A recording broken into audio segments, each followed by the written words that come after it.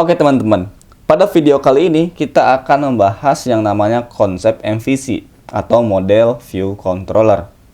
Konsep MVC ini merupakan salah satu pattern yang digunakan untuk membangun sebuah website.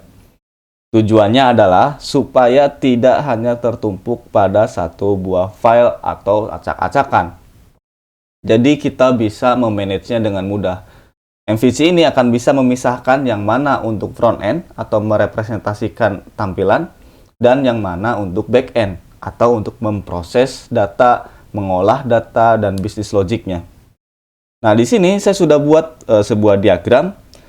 Di sini merupakan HTTP client atau browser yang mana kita bisa anggap HTTP client itu merupakan Postman atau Insomnia. Browser ini merupakan seperti Google Chrome atau Firefox. Ketika kita masuk ke dalam sebuah website, contohnya website yang kemarin kita buat, itu artinya kita sudah merepresentasikan dari view. View yang kemarin itu contohnya slash about, itu ada datanya apa menggunakan response send, kemudian books ada datanya menggunakan response JSON. Itu merupakan dari view yang ada di browser ketika mengakses URL books. Nah, ketika user atau kita sebagai klien akan mengakses URL atau endpoint lain, seperti contohnya books dengan membawa ID, nah yang pertama akan dilakukan itu kita bisa melakukannya ke controller. Kita bisa arahkan dari request tersebut ke controller.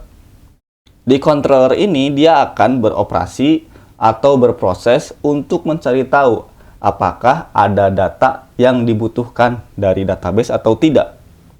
Kalau ada data yang dibutuhkan dari database, maka controller ini akan mengakses model.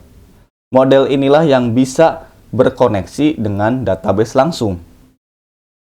Jadi dibikin pemisah antara controller, model, dan view dengan fungsinya adalah model untuk merepresentasikan database-nya.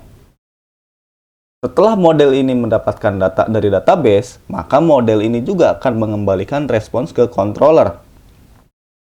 Dari controller ini, dia akan memberikan atau men-trigger view. Contohnya pada website kemarin kita itu menggunakan response JSON. Maka ketika controller ini memberikan response JSON ke view, maka view-nya ini sebagai response JSON akan merespon ke HTTP client atau browsernya. Seperti itu ya. Nah, sebenarnya ada satu lagi part yang terlewat. Namanya adalah router. Di sini saya akan membuat yang namanya router. Jadi, ketika kita akan mengakses sebuah URL atau endpoint, yang pertama akan dilakukan adalah request tersebut sampai ke router terlebih dahulu. Sampai ke router. Di router ini akan diproses apakah ada endpoint yang sesuai dengan yang diinginkan oleh klien. Kalau ada, dia akan mulai mengakses dari router ke controller. Kalau tidak ada, maka router ini akan langsung mengembalikan respons 404 not found. Oke, jadi seperti itu ya prosesnya. Jika user atau klien akan meminta request untuk mengakses sebuah endpoint, maka yang pertama akan terjadi adalah masuk ke router atau multiplexer. Dari router ini dia akan mengakses controller. Adakah URL atau endpoint ini dan kemudian action yang akan dijalankan di controller ini. Kalau ada, dia juga akan langsung memproses controllernya. Kemudian jika membutuhkan database, dia akan mengambil dari model. Kalau tidak membutuhkan database, dia bisa langsung memberikan view. View ini untuk yang kemarin kita bikin dan yang akan kita bikin untuk REST API, berarti view-nya merupakan JSON.